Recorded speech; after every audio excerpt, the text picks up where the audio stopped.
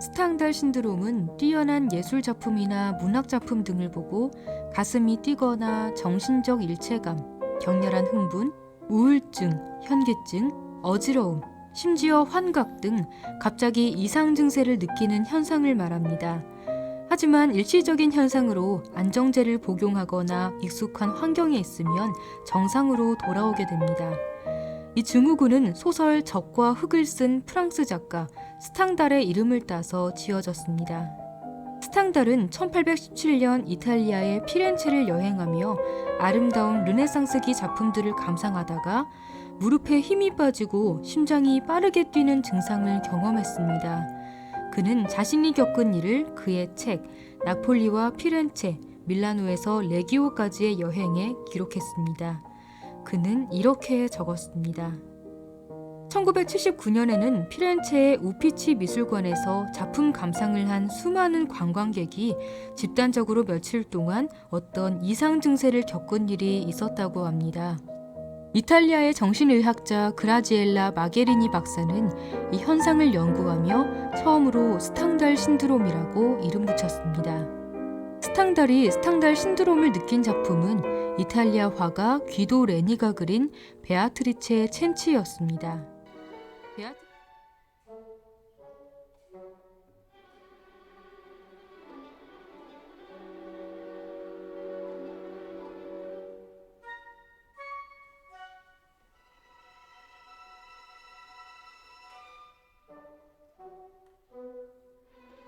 근데 이제 재미있게도 연애의 7가지 단계를 이렇게 나눠 놨어요.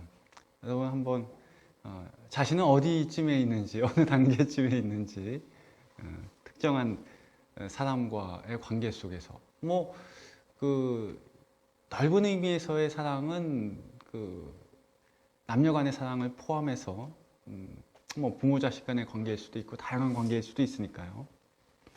한번 좀 적용해 보시면 재미있을 거라 생각됩니다. 자, 1단계는 감탄하는 단계예요. 감탄. 어떤 아니 어떻게 저런 사람이 있을 수 있을까라는 그런 어떤 경탄하고 감탄하는 그런 단계가 이제 처음 연애의 단계라고 합니다. 지금 스탕달은 남녀 관계를 주요 모델로 삼고 있었는데 그렇지 않은 관계들도 마찬가지일 거라고 봅니다. 예를 들어서 이제 아이가 태어나면 처음에는 아니 어떻게 이런 애가 나로 말미암아 생겨날 수 있을까라는 생각이 들 거 아니에요, 그죠? 그러니까 어떻게 생각하고 적용해 보느냐에 따라서 다양하게 해석할 수 있는 부분이기도 합니다. 그래서 꼭 남녀 관계만을 염두에 두지 마시고요, 부모 자식 간의 관계 라든지 아니면 친구와의 만남이라든지 기타 등등의 관계를 한번 적용해 보시면 재미있을 것 같다는 생각이 들고요. 자, 2번째 단계는 접근 충동의 단계입니다. 그러니까 가까워지고 싶은 거예요. 사랑에 빠지면 그 대상과 조금 가까이 다가가고 싶은 그런 충동이 생긴다는 거고요. 3번째 단계는 어떤 설레는 희망.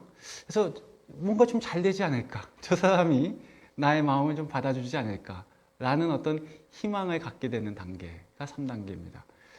제 4단계는 이제 열병에 빠지는, 사랑의 열병에 빠지는 단계가 되겠고요.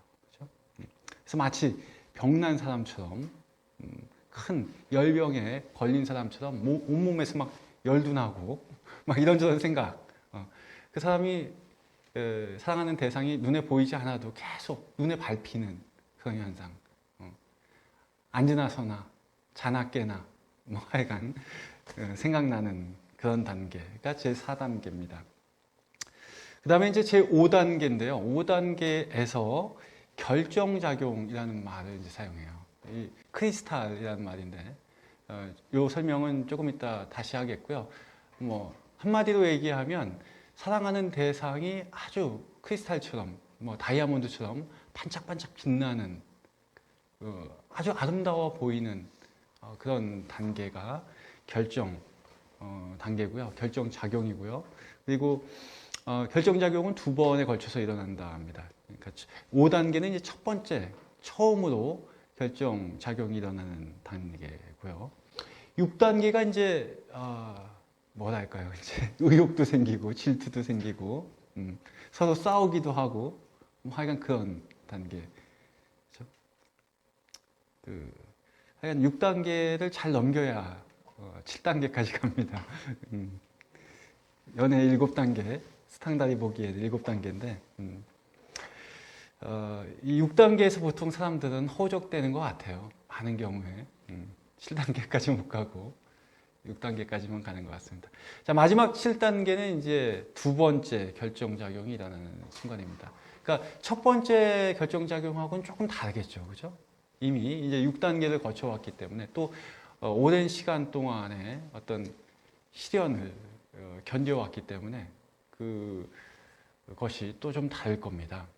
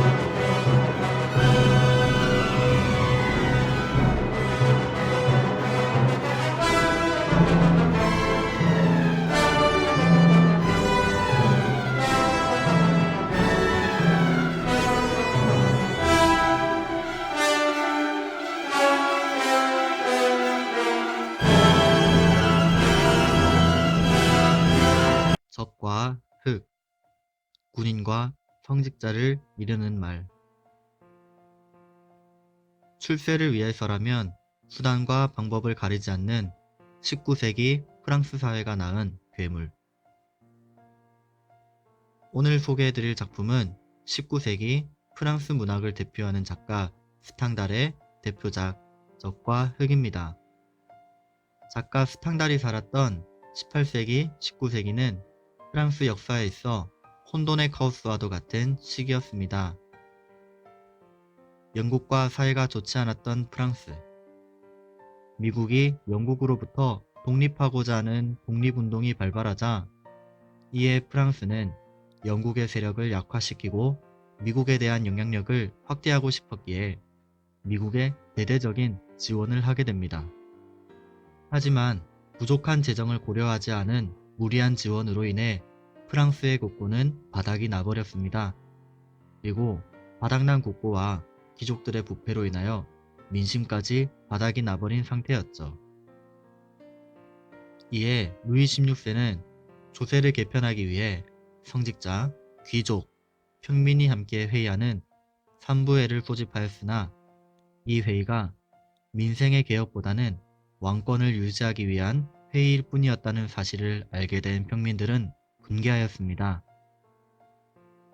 회의에 참여한 평민들은 상공업으로 막대한 부를 축적한 사실상의 부르주아들이었고 당시 사회는 평등주의를 갈망하는 분위기가 만연했기에 이들은 정부를 뒤집고 국민이 나라를 통치하는 국민의회를 창설하여 본격적인 프랑스 혼돈의 시작을 알립니다. 급진적인 개혁으로 인해 왕당파와 입헌군주파, 공화파 사이에 갈등이 심해지던 찰나 루이 16세가 오스트리아로 망명하려다 붙잡히는 사건이 발생하게 됩니다. 이는 곧 나라를 버린 왕은 필요 없다 라는 국민 여론을 형성하게끔 하였고 결국 루이 16세는 처형됩니다. 온 프랑스가 국민의회를 지지하고 나섰지만 고질적인 재정난은 어쩔 도리가 없었습니다. 이에 국민의회는 화폐개혁, 토지개혁 등으로 재정난을 극복해보려 하지만 되려 실패하며 국민의 신뢰를 잃고 말았습니다. 또다시 프랑스는 혼돈의 카오스에 빠지게 되었고 설상가상으로 프랑스의 국민 봉기가 유럽 전역으로 확대되는 것을 우려한 주변 강대국들의 군대가 프랑스로 진격합니다. 이때 등장한 프랑스 국민 영웅 개선 장군 나폴레옹 보나파르트가 나타납니다. 수많은 전쟁을 승리로 이끌며 이미 국민적 영웅이었던 나폴레옹은 이러한 외세의 침략을 모두 물리쳐냅니다. 평민 출신이었던 나폴레옹은 결국 국민에 의해 황제로 재위하게 되었죠. 이는 실로 충격적인 일이었고 당시 왕을 지지하던 왕당파와 왕으로 인해 특혜를 누리던 귀족들은 참을 수 없는 굴욕을 맛보아야 했습니다. 적과 흑의 작가인 스탕달은 이 시기 군인으로서 나폴레옹을 충실하게 섬기던 인물 중 하나였기에 나폴레옹에 대한 그의 선망은 작품 속에 그대로 녹아 있습니다. 영원할 것만 같았던 나폴레옹의 시대는 무리한 영토 팽창 정책을 펼치며 프랑스가 그토록 무시하던 영국 그리고 러시아에게 연이어 패배하며 실권하게 되었고 얼마 후 재기하는 듯 하였으나 또다시 영국과의 워털루 전투에서 패배하며 유배를 당하게 됩니다. 약 14년 만에 이뤄낸 왕족과 귀족의 복귀였지만 언제 어디서 미천한 출신의 제2의 제3의 나폴레옹이 나타날지 모르는 시대 상황에서 불안에 떨어야만 했습니다. 이는 곧 계급 간의 양극화를 초래했고 공화파와의 갈등을 피할 수 없었습니다. 이미 일반 국민들 사이에 널리 퍼져버린 나폴레옹의 평등 사상으로 인해 귀족들의 몰락은 초일기에 불과했기에 귀족들은 평민들을 더욱 경멸하며 특히 평민이 군인 신분으로서 높은 계급에 오르는 것을 극히 꺼렸습니다. 이렇게 다시 권력을 잡았지만 늘 불안에 떨어야만 하는 왕당파, 그 아래서 시한부 향락을 즐기는 귀족들, 그리고 이들을 끌어내리고 평등한 세상을 만들려는 공화파. 스탕달의 장편소설 적과 흑은 이러한 복잡한 시대상을 배경으로 하고 있습니다. 이러한 혼란스러운 시대에 제2의 나폴레옹을 꿈꾸며 종교, 가족, 사랑, 꿈, 듣기만 해도 가슴이 따뜻해지는 이러한 것들을 철저히 출세의 도구로만 삼는 미소년 줄리앵의 이야기가 펼쳐집니다. 기억력 천재, 얼굴 천재, 스스로 자신을 성공의 도구로 소모시켜버린 이 어마무시한 시골 소년의 이야기는 다음 편에서 계속됩니다. 봄, 여름, 문학, 겨울 구독과 좋아요 부탁드립니다. 프랑스 시골 마을. 한 소년이 독서에 심취해 있습니다. 이 소년의 유일한 행복은 바로 책을 읽는 것입니다. 시골에서 자란 이 소년에게 책이란 세상을 가르쳐주는 선생님이자 부모님이자 신부님이었습니다. 책을 통해 세상을 배운 이 소년의 이름은 줄리앵 소렐. 어디선가 나타난 청년들이 줄리앵을 다짜고짜 마구 때립니다. 이 청년들은 다름 아닌 줄리앵의 형제들. 줄리앵은 책을 사랑하고 학문에 대한 열방이 남달랐지만 가난한 목수의 아들이었습니다. 돈이 되는 육체노동에 비해 독서나 공부는 전혀 돈이 되지 않았기에 가족들의 눈에 줄리앵의 책 읽기는 아무런 가치도 없는 일에 불과했던 것이죠. 또한 줄리앵의 형제들은 아버지를 따라 열심히 노동을 했기에 가냘픈 외모의 이 소녀는 가족들로부터 철저히 외면당하며 살아갑니다. 마치 미운 오리 새끼처럼 말이죠. 가족의 외면은 줄리앵을 더욱 독서에 파고들게끔 만들었고 신약 성경을 라틴어로 줄줄 외워버리는 언어 능력과 기억력에 천재적인 재능이 있다는 것을 발견합니다. 진리행이 책 속에서 배운 것은 이뿐만이 아니었습니다. 가정에서 벗어나고 싶은 마음, 즉 출세를 하고 싶은 마음이 간절했던 진리행은 평민으로 태어나 황제의 자리까지 올랐던 나폴레옹을 격하게 동경하게 됩니다. 한편 프랑스어도 아닌 귀족의 언어 라틴어로 신약 성경을 줄줄 외워버리는 진리행의 이 놀라운 재능을 알아보는 이가 있었으니 그는 바로 지역 귀족 출신의 유력 정치인 레날 시장이었습니다. 레날 시장은 진리행에게 자신의 집에 거주하며 자녀들에게 라틴어를 가르쳐 줄 것, 즉 라틴어 교사로 일해줄 것을 제안하죠.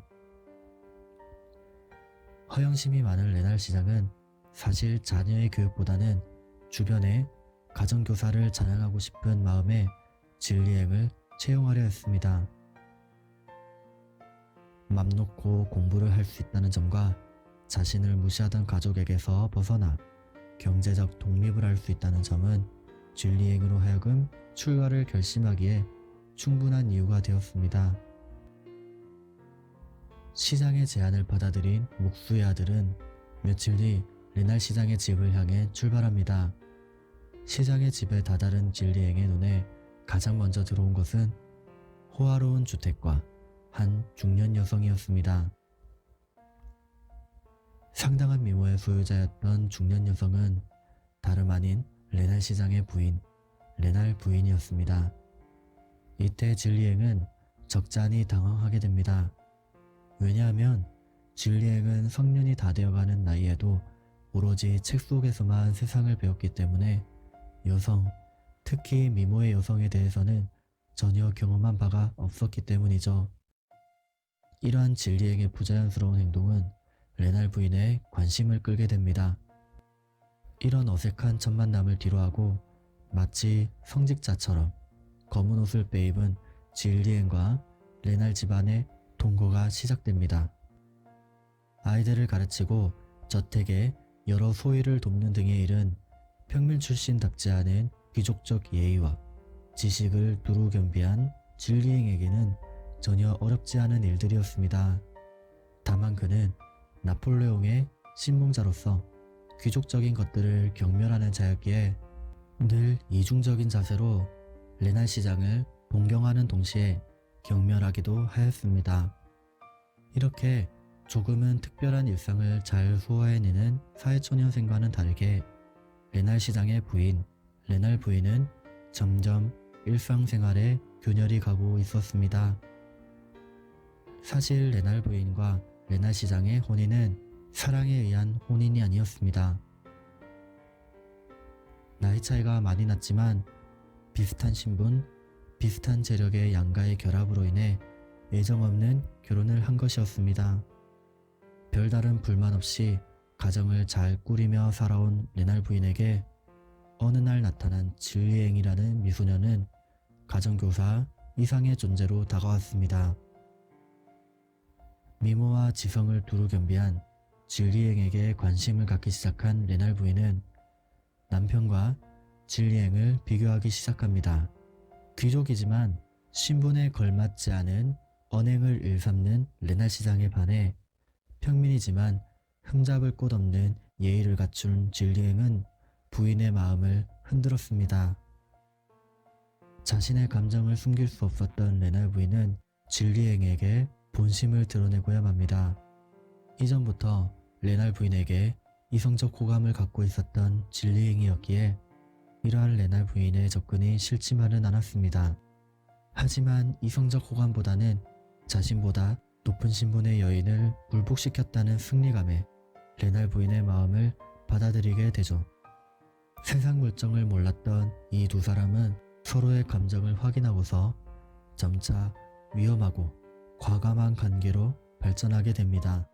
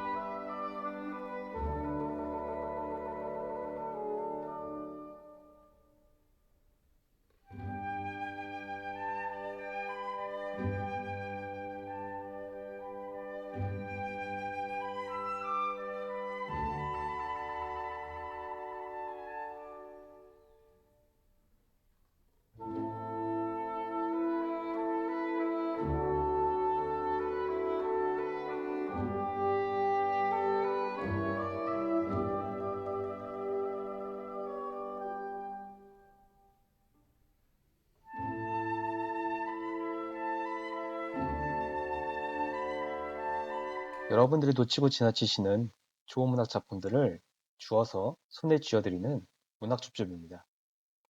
오늘 여러분의 손에 쥐어드릴 작품은 스탕달의 적과 흙입니다. 1783년 프랑스의 그르노블에서 태어난 스탕달의 본명은 앙리 벨르입니다. 스탕달은 그의 필명인데요. 그는 어려서 어머니를 일찍 여의고 불우한 가정 환경에서 자라났다고 합니다. 1800년에 나폴레옹 군대의 소위로 임관한 그는 나폴레옹을 따라 알프스를 넘어 이탈리아 원정에 참가했습니다. 그 이후 황실재산감독관이 되는 등 승승장구하던 스탕달은 1814년 나폴레옹의 몰락과 더불어 이탈리아로 건너가는데요. 그는 그곳에서 자유분방한 생활을 하며 여러 작품들을 집필했습니다. 스탕달의 대표적인 적과 흙은 1830년에 집필된 작품입니다. 적과 흙은 당시 하층민들의 신분 상승 수단인 군인의 길과 성직자의 길을 상징하는 것이라고 합니다. 스탕달은 이 소설을 통해서 왕정 복고가 이루어진 1830년대 프랑스 사회의 실정을 반영하고 있는데요. 연애소설의 형식을 빌리고 있기 때문에 대중성도 갖추고 있는 소설이라고 생각합니다. 겉보기에는 프랑스 사회를 발칵 뒤집어 놓은 치정곡을 그려내고 있지만 사실 이 소설은 그 내면에 다양한 생각할 거리를 우리에게 던져주고 있습니다. 이러한 점이 바로 이 작품, 적과 흙이 시대를 뛰어넘는 고전의 반열에 오르게 한 것이 아닌가 싶습니다. 적과 흙, 이름은 자주 들어보셨죠? 지금부터 적과 흙을 손에 쥐고 같이 읽어보시겠습니다. 먼저 이 작품의 주요 등장인물을 소개하도록 하겠습니다. 이 작품의 주인공은 줄리앙 소렐이라는 남자입니다. 그는 제재소를 운영하는 목수의 아들로서 신분 상승을 꿈꾸는 야심만만한 사람입니다. 그는 레날 시장의 집에 가정교사로 채용되는데요. 거기서 만난 레날 부인과 내연 관계를 가지게 됩니다. 줄리앙에게는 셀랑 신부라는 스승이 있고 나중에 신학교에 입학해서는 피라르 신부를 만나 그의 멘토가 됩니다. 줄리앙은 후에 라물 후작의 집에서 집안일을 돌보게 되는데 그의 딸인 마틸드와 연인 관계로 발전하게 됩니다. 이렇게 7명이 이 작품의 주요 등장인물들입니다. 이제 적과 흙의 주요 줄거리를 소개하도록 하겠습니다. 이 작품의 주인공인 줄리앙 소렐은 베리에르라는 작은 도시에 목수로 일하는 아버지의 셋째 아들로 태어납니다. 그는 야심만만한 젊은이로서 라틴어로 된 신약 성경을 통째로 외울 정도의 비상한 기억력을 가지고 있지만 그의 아버지는 그가 허약한 데다 집안일은 돕지 않고 책만 끼고 산다는 이유로 그를 괄시하죠. 사실 줄리앙은 신분 상승의 욕구를 실현시키기 위해서 성직자의 길을 걷기로 다짐하고 공부에 몰두했던 겁니다. 한편 베리에르의 시장인 레날은 사람들로부터 존경을 얻고 싶어 안달이 난 사람이었습니다. 그는 훌륭한 가정은 가정교사를 둔다는 것에 착안하여 라틴어를 잘한다고 알려진 줄리앙을 가정교사로 들입니다. 아직 촌티를 벗지 못한 줄리앙에게 레날 부인은 왠지 모를 매력을 느끼는데요. 줄리앙이 시장의 아이들을 가르치기 시작하면서 두 사람의 사이는 자연스럽게 가까워집니다. 잘생기고 재기 넘치는 줄리앙과 아름다운 레날 부인은 서로의 매력에 빠져 마침내 내연 관계로 발전하고 맙니다. 줄리앙은 상류층에 대한 자격지심과 적개심으로 시장의 아내의 마음을 훔침으로써 일종의 쾌감을 맛보고 레날 부인은 10여 년의 결혼 생활의 권태감 때문에 두 사람의 위험한 관계는 계속 발전해 나가죠. 꼬리가 길면 밟히는 법이라고 두 사람의 관계를 그 집 하녀 엘리자가 눈치채게 됩니다. 줄리앙을 짝사랑하던 엘리자는 질투에 눈이 멀어 레날 시장의 정치적 라이벌인 발르노라는 사람에게 이를 알리는데요.